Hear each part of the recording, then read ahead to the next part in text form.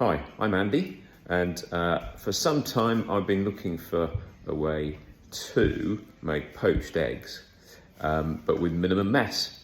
No cleaning really at all, for quick eat the egg, get out into the big wide world in the morning. So I'm going to show you how to do that.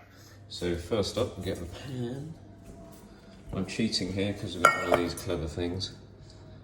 Just fill it up to about a third of the pan.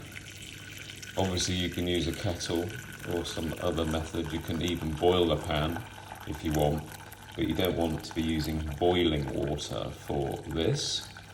So we'll just keep that rolling. Not very exciting to watch, I would imagine, but we'll keep going. We're pretty much there, I'd say. Yep. You don't need these sort of funny handles on the pan just to underline this. Now let's see if I can do this without killing myself. Yeah, great. So put it on here. And crucially, you don't put it on boil. So on this thing, we put it on about 5. Cool. 5 done. Right, and then the next thing, this is the really important element of this, is get this stuff. So here are the things you need. You need a pan, not too big. You could probably do 4 in this, but we're just going to do 1 today. Eggs. I've got large eggs here, but you can use medium eggs, that's no problem at all. This is important. I'm not marketing this in any way, but it's really good to have some olive oil that you can spray into the following. You put the egg in here, I'll show you how you do that in a minute. You need a timer, you need some cling film, and you probably want some toast as well. So you basically do a square like that. The way I do this is sort of pick it up, float it into this, and then you do a pop into the hot, like when it goes in, you go pop. Here we go, so this is the after effect. I'll have to work out how to show you how you float it down, but you flip it up, float it down into, over this sort of ramekin thing, or other bowl that you can find of that sort of size, like this deep, like that. And then you just, as it's floating down, you just press your finger in it and it forms this perfect place for the egg to go. So you get your fried height or similar, and then you just spray 1, 2, 3, 4, because that makes it not stick to the sides of the cling film. The next bit is you get your egg and you crack it in to this there. So you fold the corners together like this, you know, carefully, all bringing it up so that there's no holes. This is the really important bit, keeping it tight. All right, and then you start screwing it tight, but leaving a little bit of air in the top. Sorry, the dog's growling in the back. She's very excited about the prospect of having this boiled egg, I think. There we go, nice and tight. Okay, so it looks like that. Yeah, it looks a bit weird, doesn't it? But this goes into the pan, which is on 5. See, no bubbles. Show the no bubbles, please, cameraman. Thank you. Then we pop that in there. All right, and I like to sort of try and hook it over the pan a bit like that because it keeps it upright. Okay.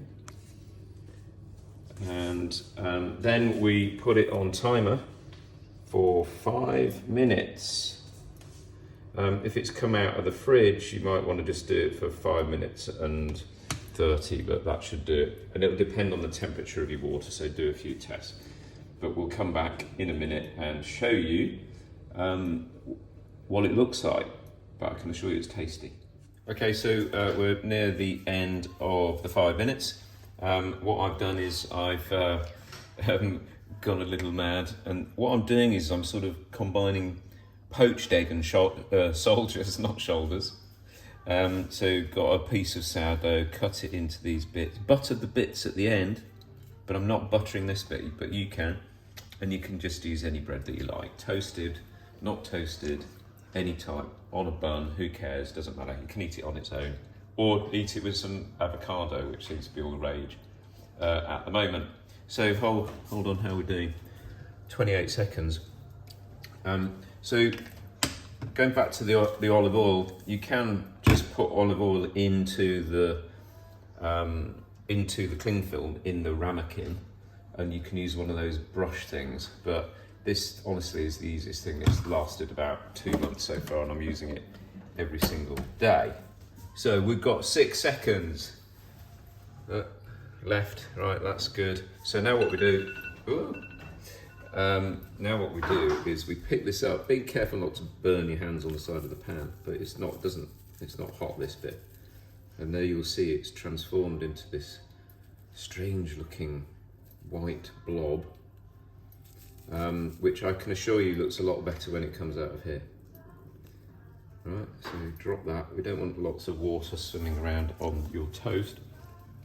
So we're gonna unbundle this. What I do is I roll it over and you grab a little bit of the cling film like this, and then you pull it and you hope that it comes out.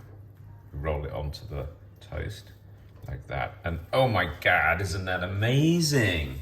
All right, how good is that? What I like to do is season it with some salt and pepper. Bit of salt, bit of pepper. Okay, and then we dippy inny. Look at that bad fella. Gorgeous, tastes fantastic. Yeah. So, that's how you do it. I hope you enjoy yours. I'm going to eat it now because I'm starving. See you at the next one. Cheers, bye.